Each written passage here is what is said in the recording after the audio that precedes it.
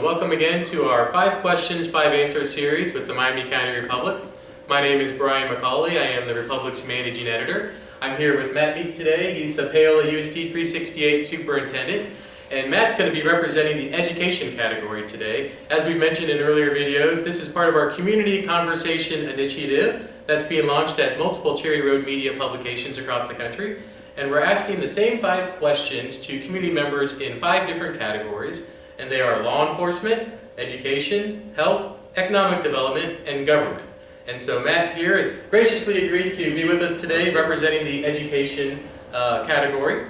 And so if it's all right with you, Matt, we'll jump right into our 5 questions here. Sure. All right. First question.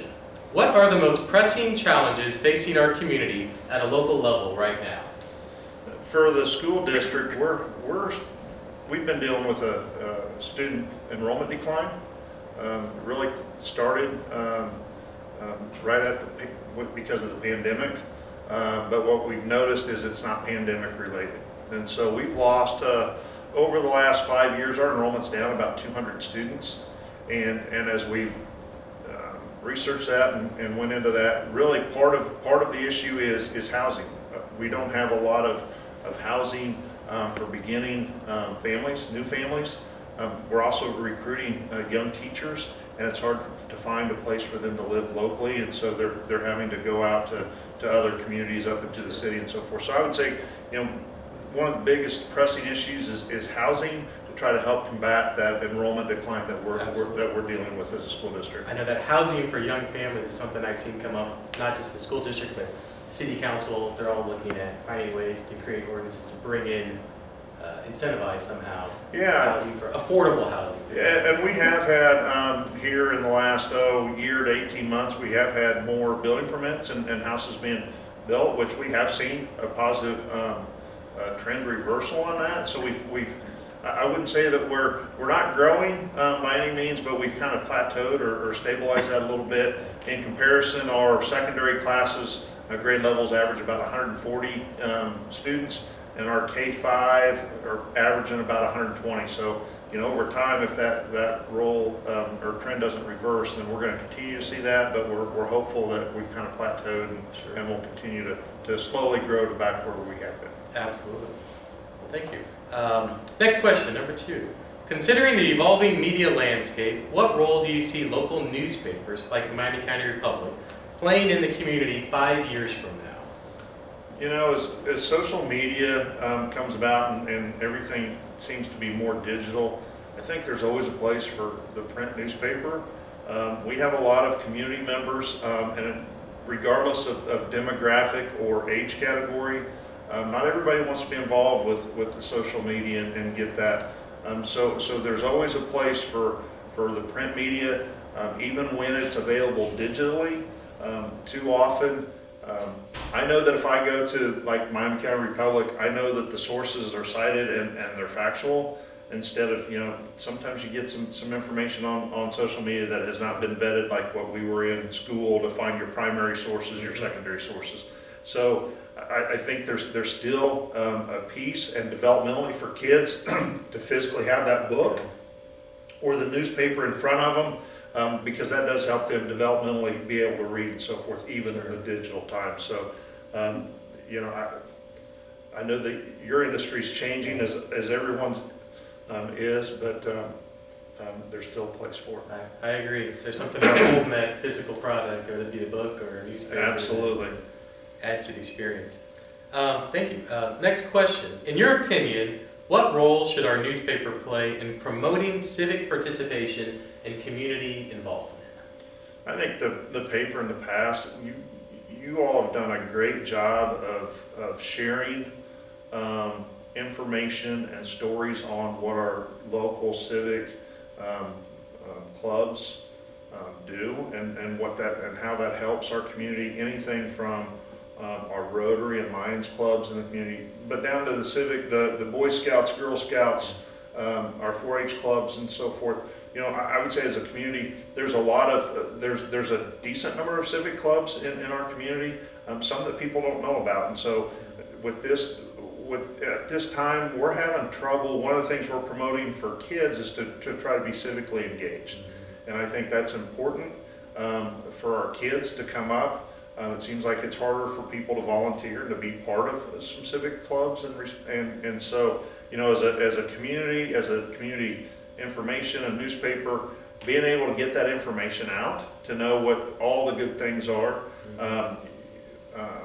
Not too many people know that, like, our welcome to Paola sign was a Rotary project and so forth, and you would know that if you saw the Rotary emblem at the bottom of it. However, if you don't take that time, you would think that that was maybe just a city project. And so, you know, highlighting things like that, that is extremely important. Sure, and in the newspaper, what we try to do is that if we can't be at all these clubs, if they submit recaps of their meetings, we publish those, but I'm not sure how many organizations even know about that. I try to spread the word, but that might be a good idea to better get the word out that, hey, if you have a, whether it be Lions Club or what have you, go ahead and type up a brief recap, send it in, and we'll get it published. Absolutely, and even when I don't, I'm not a part of that, that's part of the paper I'm always looking at to see, hey, what are the local clubs doing, and especially with the kids, and knowing, hey, this is what they're involved with outside of school, because that helps us connect. And they're sometimes the best, the 4-H groups. Absolutely. I hear more from those than any of the Absolutely, and it's a good skill for them as they grow up. Yep, excellent. Well, moving right on here. Number 4, what community events or activities do you believe our newspaper should cover to better connect with our residents? Well, I don't know if I have something to say that you should cover. I think you already do. I think I brag for our community our size to have a weekly newspaper, and the amount of coverage that is in the paper. Gene Morris does a great job with covering our local athletics and clubs and so forth. I mean, I tell all of our new teachers and our staff members, hey, if you have something cool going on, please let the newspaper know, because if we don't tell that story, then people aren't going to know about it. And so you've been a great partner for us to be able to get that information out, because I have a way to communicate with parents, but our broader community members, we do share some stuff social media wise, but you're not getting into some of the depth or telling the story. And so, for me, that's kind of the big thing is to probably continue what you've done. And I know I have a lot of colleagues around the state that are very jealous of when I tell them that, hey, we can give that some information. They're trying to do some feature stories if it fits, of course. We don't tell you what to write or what to do. And the other thing is always making sure I'm appreciative of that. I know that it's always factual. The information is factual. If there's a question on, hey, what's this mean? You or Gene are always willing to call and say, hey, I heard this at a board meeting, or I heard this. What does that mean, and so forth. Wonderful. Well, great answers so far. Thank you, Matt. Last question. Considering the current economic landscape, how can our newspaper support local businesses and contribute to economic growth in the community? We talked about a couple questions ago about covering civic clubs and so forth. I'm a believer that as different businesses in our community, we should be involved in civic clubs ourselves. And so I would say anytime that employees of the newspaper could be involved with maybe a civic club or what have you, that goes a long ways. I don't know that, that's not supporting a direct business or an economic growth directly, but it sure is indirectly because of all the, so much what our civic clubs do. And so many of our civic clubs are made up of people that are from the business community and different realms, like the Rotary Club and so forth. And so I think that's a way. I think that's a way that we can help. The newspaper can help businesses indirectly. From a direct, the future stories of this company's getting ready to expand. What's that mean? I just came from hearing about one of the local businesses that there was an article in the paper about their expansion and what does that include in the expansion. And so they were able to expand on what the print story was. And so, you know, if it was never printed in the newspaper, we wouldn't have known as a community that that was actually part of. And this is a company that's very well connected. Absolutely. For a lot of these smaller businesses always think there's no other outlet for them. Larger publications probably aren't going to come down and do a story on them opening up, but here in Paola, our readers, or whether it be Lewisburg, Osawatomie, Spring Hill, that might be the only place they have to go. And I think I'm a little biased. I enjoy the feature stories. I mean, yes, it's a newspaper to tell news, but there's so much more to our community than just the news. It's to truly getting to understanding and knowing what those people are doing in those feature.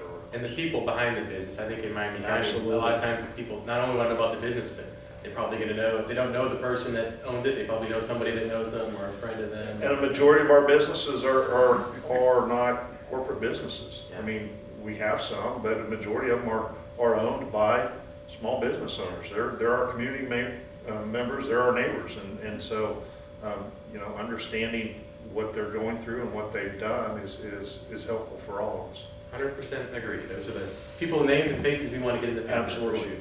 Well, excellent. Well, that was the 5 questions that we went through. One thing that we have been asking each of our interviewees is we're going to be doing a survey that we're going to be putting out to the community, and I'm just wondering if there's any question that you think can you think of that would be good for us to ask, that might provide some feedback that would help you and the school district, give you some information moving forward.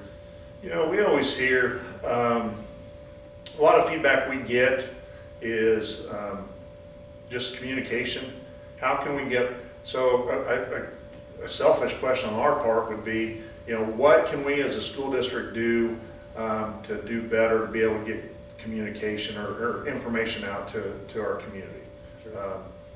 That could be, I mean, we try to put some out, you know, like I said, social media wise, but that's, you know, some highlights. I mean, truly, what's the best way? Where are people trying to seek their information? Is that through, is it through the print? Is it through, do we need to send out like a print quarterly type flyer, magazine type thing to get information out? Is it stuff on social media? So that, for us to get feedback on, you know, how do people get their information? We asked that question in a community survey about 5 years ago, and that was helpful.